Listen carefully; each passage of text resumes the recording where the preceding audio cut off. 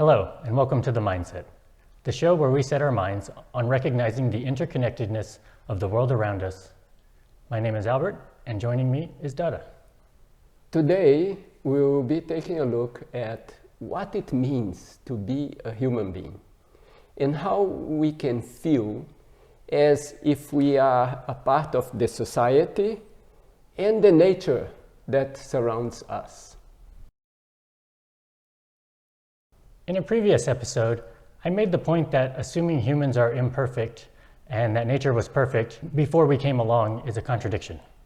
Because how could a perfect nature create an imperfect being? But that does not automatically mean humans are perfect. The reason for the contradiction has to do with the imprecise meaning of the word perfect. The grammatical details are beyond the scope of this show, but in my studies of logic and mathematics, I was taught a valuable lesson that all mathematicians come to know. Everyday language is inadequate to accurately and consistently describe the world around us.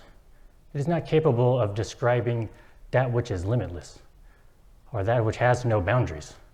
But is it possible to know this, to know what is limitless? In fact, I also think that humans are a step that nature has taken towards perfection. And perfection being the goal, we are on our way, so we are not yet perfect. But one thing that humans do and animals usually do not do is to go deep inside. So maybe we can think that this is the next step of the evolution of nature, for nature. It's to develop that capacity to look within. Now, this isn't an easy thing for me to talk about, and I thought whether I should or not, but there are many people today who, for various reasons, don't have or don't want to have a family. But our species needs to procreate. That's just a fact. So I would argue that natural selection is occurring now. Those who are susceptible to philosophies where the individual is a separate thing from the society or from the world around it, those genetic factors and sociological factors responsible for leading to these philosophies are also leading to those same individuals removing themselves from the collective body. Nature takes care of itself, and humans are nature too. That's one way to look at it. Something we can say in response to that is that suppose I want to make my muscles stronger, so I need to exercise. Exercise is like going through a challenge.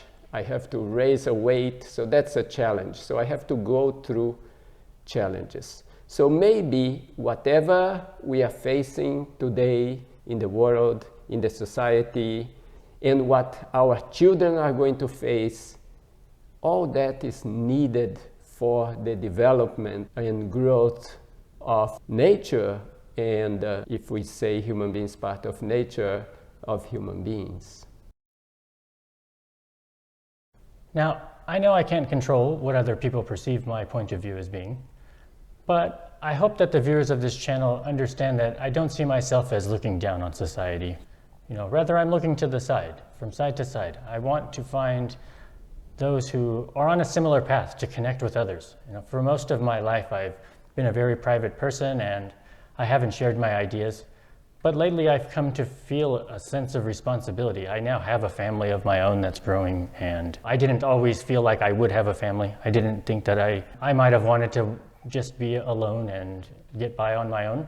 Now I see it's important to connect with others. It's benefited my life very greatly, and I hope that viewers of this channel will find something of value and feel the same way, and that we can go there together. I think that's a good thing, and I also think that it would be nice that more and more people think in this way. Many philosophers agree that in the end, everything works out for the better. The result can surprise us. Something we thought was not good ends up it was good. So whatever we are going through and all that, we can consider an important step in the evolution. And if more people take interest, do something give their voice, give their participation, and be more actively involved in this process, there is more chance that we'll succeed, because it's like a challenge that we are facing collectively. And if we can unite our forces, we have more chance to overcome this challenge. Today we talked about what it means to be a human and what our place is on this planet. It wasn't an easy conversation, but sometimes the spiritual path is very thorny. We also talked about the role that each one of us has in this evolution process. And it's important that we fulfill that role according to our knowledge and according to our capacity.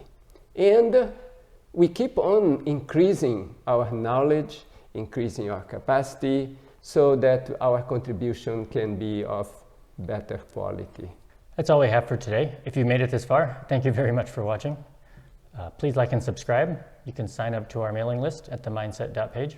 And thank you for watching.